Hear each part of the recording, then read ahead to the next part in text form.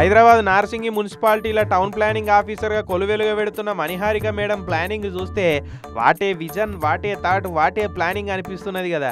ఇంటికి పర్మిషన్ కావాలనో, ప్లాట్కు ఎల్ఆర్ఎస్ చేయమనో ఎవరన్నా పని మీద పోతే పులికి జింక జీకినట్టు మేడానికి పలారం దొరికినట్టే పోయిగా.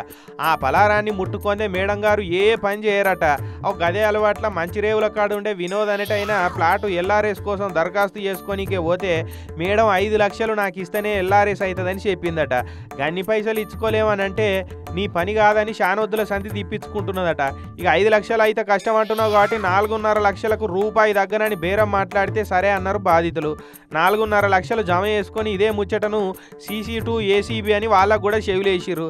మీరు పోయి పైసలు ఇర్రు, మేము వచ్చి పట్టుకుంటామని ప్లాన్ వేసిర్రు అన్నట్టుగానే మేడం పైసలు తీసుకొని కళ్ళకద్దుకొని ఆఫీస్ టేబుల్ రాలా భద్రంగా దాచుకున్నది.